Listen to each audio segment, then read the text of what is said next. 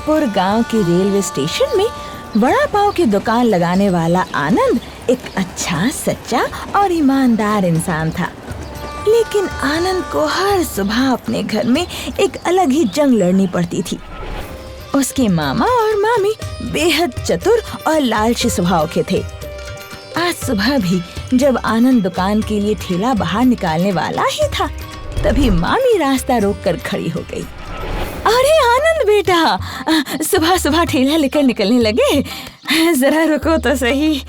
मैं तो कह रही थी कि पूरे सोमनाथपुर गांव में तुम्हारे जैसा मेहनती और होनहार लड़का कोई भी नहीं है। जो भी तुम्हारा वड़ा पाव खाता है उसे अपनी उंगलियां तक चाटनी पड़ जाती है। धन्यवाद मामी जी, आपकी ये बातें सुनकर अच्छा लगा, पर सुबह की पहली ट्रेन का समय हो रहा है, मुझे देर हो जाएगी। हाँ, जाओ बेटा, दुकान तो संभालनी ही है, पर जाने से पहले जरा कुछ पैसे दे देते तो हाथ बिल्कुल तंग चल रहा है। घर का राशन भी खत्म हो गया है। मामी जी, अभी सुबह सुबह मेरे पास पैसे कहाँ से आएंगे? अभी तो बोनी भी नहीं हुई है, अभी तो जेब खाली है। देखो आनंद, बात बात पर ये जेब खाली होने का रोना मत रो। याद रखना आनंद, जो एहसान तुम्हारे मामा ने तुम पे किया है ना, इसे तुम्हें मरते दम तक चुकाना ही होगा। हाँ मामी जी, मैं अच्छी तरह जानता हूँ, पर मैं झूठ नहीं बोल रहा। इस वक्त सच में मेरे पास पैसे नहीं है। अच्छा चलो चलो निकलो अब, रात को याद से एक एक पैसे का हिसाब लेकर आना। घर के तानों से परेशान होकर आनंद स्टेशन पर अपनी दुकान पर आकर बैठ तो गया, पर उसका मन आज बहुत भारी था। अरे आनंद भैया, सुबह से देख रहा हूँ आप ऐसे मुंह फुलाकर बैठे हो जैसे आपकी किसी ने चलती हुई साइकिल की चेन उतार दी हो। नहीं छोटू, कुछ नहीं, बस सुबह घर से निकलते वक्त मामी ने फिर वही पुरानी बातें शुरू कर दी। यार छोटू, मैं दिन रात मेहनत करता हूँ ताकि उनका कर्ज उतार सकूं, पर उनके ताने खत्म ही नहीं होते। अरे भैया, आप दिल छोटा मत करो, आप तो पूरे सोमनाथपुर की शान हो। उनकी बातों को एक कान से सुनो और दूसरे से धुआं बनाकर उड़ा दो। सोमनाथपुर के गांव में एक बहुत बड़ा होटल था जिसका मालिक था सिंघानिया। आज वो इस रास्ते से गुजर रहा था, इसीलिए वो आनंद की दुकान पर आ गया। ओए वड़ा पाव वाले, सुना है तेरा वड़ा पाव में बड़ा दम है। जल्दी से हम 6 लोगों के लिए बेहतरीन प्लेट्स लगा। आइए साहब, बैठिए। छोटू, जल्दी से साहब लोगों के लिए प्लेट तैयार कर।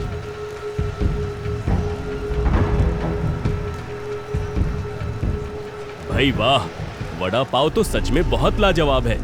क्यों भाइयों, मजा आया कि नहीं? बहुत ही बढ़िया स्वाद। सच में साहब, इतना अच्छा स्वाद तो अपने होटल में भी नहीं आता। चुप कर, काली खाने में अगर भर भर के मसाला डालोगे तो स्वाद अपने आप ही आता है। अब चलो अपनी गाड़ी की तरफ सब लोग। सारा मूड खराब कर दिया। अरे साहब, पेट तो भर गया, पर वड़ा पाव के पैसे तो देते जाइए। 6 प्लेट के 200 रुपए हुए। पैसे? तुम लोग जानते नहीं मैं कौन हूँ? मैं शहर का सबसे बड़े होटल का मालिक सिंघानिया हूँ। मेरा वड़ा पाव खाना ही तुम्हारी दुकान के लिए बहुत बड़ी पब्लिसिटी है। और रही बात पैसे की, तो वो मैं नहीं देता। क्या कर लोगे? आए बड़े होटल के मालिक, 200 रुपए तो जेब से निकल नहीं रहे, और ऐसी अमीरी किस काम की? तुम तो हमसे भी बदतर हो, गरीब कहीं का। रहने दो छोटू, जाने दो इन्हें। साहब आप जाइए, आपसे हम पैसे नहीं लेंगे। भगवान आपका भला करे। देखा, इसे कहते हैं समझदारी। चलो भाइयों, गाड़ी निकालो। दिन भर की हार तोड़ मेहनत के बाद जब आनंद खाली गल्ला और कुछ बचे हुए पैसे लेकर घर पहुंचता है, तो वहां पहले से ही उसके मामा और मामी गुस्से में उसका इंतजार कर रहे होते हैं। आ गए राजा बाबू साहब, निकालो निकालो आज की पूरी कमाई। आज तो दोपहर को स्टेशन पर बड़ी भीड़ थी ना, तुम्हारे मामा जी ने सब देखा है। मामा जी, मामी जी, आज कमाई बहुत कम हुई है। दोपहर को एक बड़े साहब अपने 5 आदमियों के साथ आए थे। उन्होंने वड़ा पाव तो खाया, पर बिना पैसे दिए ही अपनी बड़ी गाड़ी में बैठकर चले गए। क्या कहा? बिना पैसे दिए चले गए? और तू वहाँ खड़ा होकर तमाशा देख रहा था? देखो जी देखो, मैंने सुबह ही कहा था ना आपको, इसके लक्षण ठीक नहीं है। क्यों रे, तेरे बाप की दुकान है जो दान में देकर पुण्य कमा रहा है? मामी जी, वो बहुत बड़े और रसूखदार लोग थे। मैंने सोचा अगर उनसे बहस की तो वो दुकान तोड़ने की धमकी दे देंगे। मैं कोई दानवीर नहीं बन रहा, बस अपनी दुकान बचा रहा था। कान खोलकर सुन ले आनंद, तू कोई राजा महाराजा नहीं है जो सोमनाथपुर में दानवीर कर्ण बनेगा। अगर कल से दुकान का पूरा पैसा हाथ में नहीं आया तो इस घर के दरवाजे तेरे लिए हमेशा के लिए बंद हो जाएंगे। जो सिंघानिया सेठ कल तक अपनी रसोई के नशे में चूर थे, आज किस्मत ने उनका सब कुछ छीन लिया था। कविता, सब खत्म हो गया, सब ले गए। अब इस शहर के लोगों को क्या मुंह दिखाऊंगा? मेरी सारी इज्जत मिट्टी में मिल गई। इज्जत? आपको इस वक्त भी अपनी झूठी इज्जत की पड़ी है? मैंने आपसे कितनी बार कहा था कि गलत रास्तों से कमाया हुआ पैसा कभी फलता नहीं है। दिन रात नंबर 2 का धंधा किया, गरीबों का हक मारा, और आज आपके ही इसी गलत धंधे का फल आपकी बीवी और आपका मासूम बेटा झेलेगा। मुझे काली ने बताया था उस दिन जब आप सोमनाथपुर स्टेशन गए थे तो उस गरीब वड़ा पाव वाले के पैसे तक नहीं दिए, अपनी रईसी झाड़ कर चले आए थे। मालकिन, अब साहब को डांटने से क्या फायदा? उस दिन जब कोर्ट का बाबू हमारे होटल की जांच करने आया था तो मैंने तो साहब से कहा था कि उसे 2 लाख देकर रफा दफा करो, पर इस मक्खन ने बीच में टांग अड़ा दी। अरे मैंने क्या किया? साहब ने मुझसे कहा था कि तिजोरी में से 2 लाख का लिफाफा निकाल कर ला। अब तिजोरी में 2 लाख के पैकेट के बगल में हमारे पुराने बही खाते और फटे कागजात रखे थे। मैंने गलती से वो रद्दी वाला लिफाफा बाबू को थमा दिया। बाबू ने जैसे ही लिफाफा खोला, उसमें से फटे पुराने बिल निकले। वो समझा हम उसका मजाक उड़ा रहे हैं। उन्होंने सीधे सील ठोक दी। चुप हो जाओ तुम दोनों। भगवान, अरे मैंने कितने पागलों को काम पर लगाया था, इन्हीं की वजह से डूब गया मेरा काम। अब इन पर चिल्लाने से कोई फायदा नहीं। अब चुपचाप सामान उठाइए और सोमनाथपुर गांव चलिए, उसी वड़ा पाव वाले आनंद के पास जिससे आपने बदतमीजी की थी। हम अपनी गलतियों के लिए माफी मांगेंगे और वही रहकर कोई छोटा मोटा काम करेंगे, और जब तक प्रायश्चित नहीं होता तब तक हमारे दिन भी नहीं फिरेंगे। वक्त बदलते देर नहीं लगती। जो सिंघानिया कल तक बड़ी गाड़ियों के काफिले में चलते थे, आज धूल से सने कपड़े और फटे जूते के साथ पैदल चलकर अपनी पत्नी कविता, राजू, काली और मक्खन के साथ सोमनाथपुर स्टेशन पहुंचते हैं। अरे आनंद भैया, जरा अपनी दोनों आंखें फाड़ कर सामने देखो कौन आ रहा है। ये तो वही फ्री फंड पब्लिसिटी वाले सिंघानिया सेठ हैं। साहब, आप और आपकी ये हालत कैसे हो गई? मालकिन, आप लोग यहाँ स्टेशन पर इस हाल में पैदल, सब ठीक तो है ना? आनंद भाई, हम यहाँ आपसे माफी मांगने आए हैं। मेरे पति ने अपने घमंड में आपके साथ जो बदतमीजी की थी, आज उसी का फल है कि भगवान ने हमारा सब कुछ छीन लिया। हाँ आनंद भाई, मुझे माफ कर दो।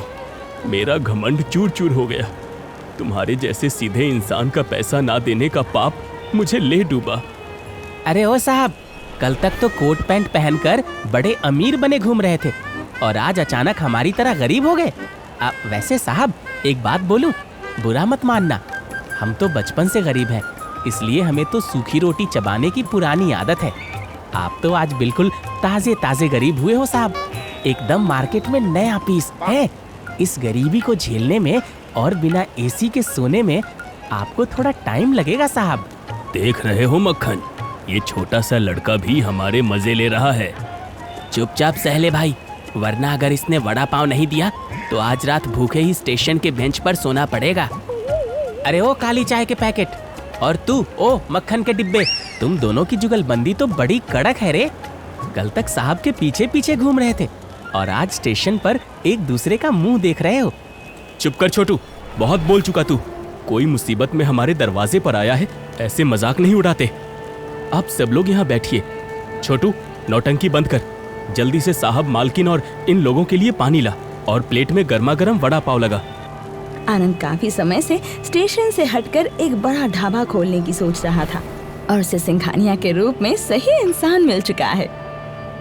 सिंघानिया साहब, जो हो गया उसे भूल जाइए। बुरा वक्त हर इंसान पर आता है। मैं काफी समय से सोच रहा था कि स्टेशन के पास जो खाली जमीन है वहाँ एक बड़ा ढाबा खोलूं, पर मुझे कागजात, हिसाब किताब और शहर के बड़े बिजनेस की ज्यादा समझ नहीं है। मैं चाहता हूँ कि आप मेरे पार्टनर बनो। क्या मैं और तुम्हारा पार्टनर? आनंद भाई, मेरे पास तो तुम्हें पार्टनरशिप में लगाने के लिए एक फूटी कौड़ी भी नहीं है। आप जरा चुप रहिए। आनंद भाई, इतना बड़ा दिल है आपका, डूबते को तिनके का सहारा भी बहुत है, और आप अपनी पूरी रसोई का रोना रो रहे हो।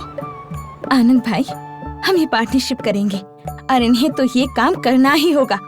वैसे भी घर पर बैठकर खाली दिमाग शैतान का घर ही होता है। यहाँ रहकर काम करेंगे तो इनके पापों का प्रायश्चित भी होगा और अकल भी ठिकाने आ जाएगी।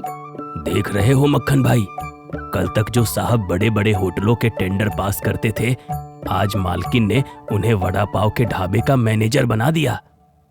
अरे चुप कर काली, मैनेजर नहीं पार्टनर बोला है आनंद भाई ने। अब साहब मेहनत करेंगे और हम दोनों ढाबे की कुर्सियां साफ करेंगे। अपनी तो किस्मत खुल गई। आनंद सिंघानिया सेठ, कविता, राजू और उनके दोनों आदमियों को लेकर अपने घर पहुंचता है। घर के बाहर ही उसके लालची मामा और मामी गल्ले के पैसों का इंतजार कर रहे थे। अरे आनंद, ये क्या तमाशा है? रात को दुकान का पैसा लाने को कहा था और तू इन भिखारियों की बारात लेकर घर आ गया। ये कौन है और यहाँ क्या कर रहे हैं? मामा जी, गुस्सा मत कीजिए। ये शहर के बहुत बड़े बिजनेसमैन सिंघानिया साहब हैं। इस वक्त इनका थोड़ा बुरा वक्त चल रहा है। मामा जी, आपके ऊपर वाला कमरा खाली है ना? आप वो कमरा इनको रहने के लिए दे दीजिए। ये बहुत भले लोग हैं, किराया ये वक्त पर दे देंगे। क्या मैं अपना कमरा इन ऐरा गैरा नत्थु खैरा को दे दूं? हैं? जिनके पास पहनने को ढंग के कपड़े नहीं है, वो किराया कहां से देंगे? मामा जी, मेरी बात सुनिए। हम जो नया ढाबा खोलने जा रहे हैं, उसमें सिंघानिया साहब पार्टनर हैं। जब ढाबा चलेगा तो आपके कमरे का किराया ब्याज समेत मिलेगा। अजी सुनिए ना, मान जाइए ना। शहर का बड़ा व्यापारी है, भले ही आज सड़क पर है, पर इसके दिमाग में बड़े बिजनेस के नए नए पैतरे होंगे। अगर इसका दिमाग हमारे हाथ लग गया ना, तो आनंद के ढाबे के आड़ में हम भी मलाई मारेंगे और किराया तो आनंद के जेब से वसूल कर ही लेंगे। ठीक है, आनंद कह रहा है तो मैं मान जाता हूँ। ऊपर का कमरा खाली है, जाकर रह लो। पर याद रखना सिंघानिया साहब, अगर महीने की पहली तारीख को किराया नहीं मिला तो सारा सामान नीचे फेंक दूंगा। धन्यवाद मामा जी, आपका ये एहसान मैं कभी नहीं भूलूंगा। धीरे धीरे काम शुरू हो जाता है।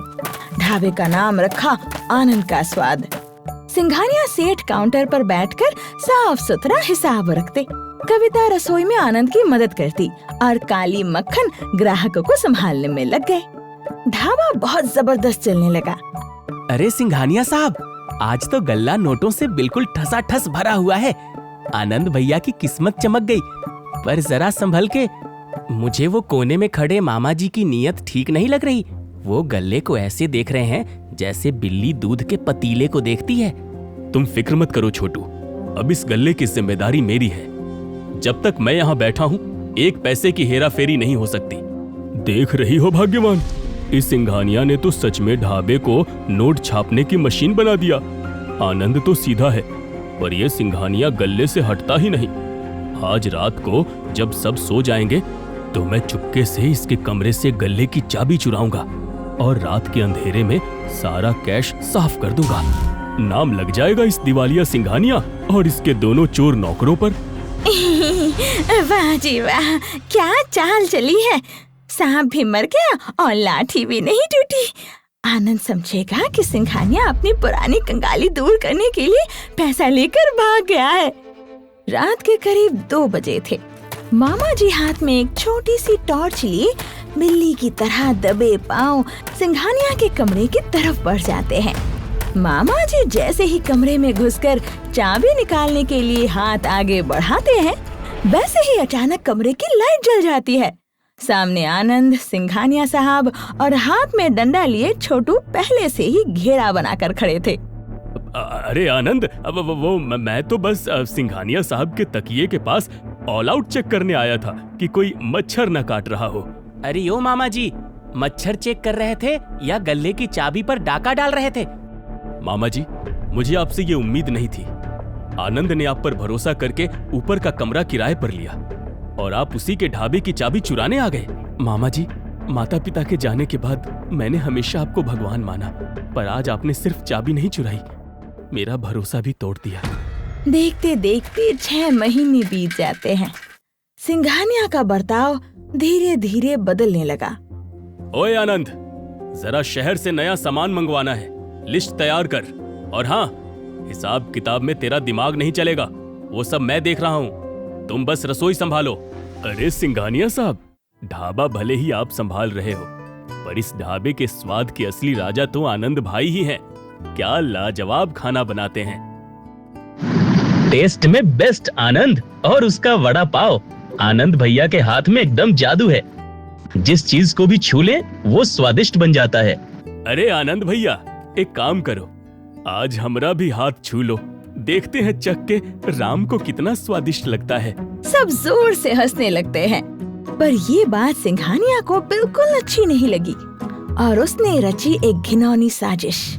काली, आज रात ये पूरा गल्ला खाली कर देना, जब ढाबा बंद हो जाएगा तब ये काम करना है। सिंघानिया के कहे मुताबिक रात के अंधेरे में एक नकाबपोश चोर मुंह बांधकर गल्ले के पास पहुंचता है और सारा पैसा निकालकर रफू चक्कर हो जाता है। अगली सुबह सिंघानिया बड़े टशन में काउंटर पर बैठता है और चुपके से काली को कोने में बुलाता है।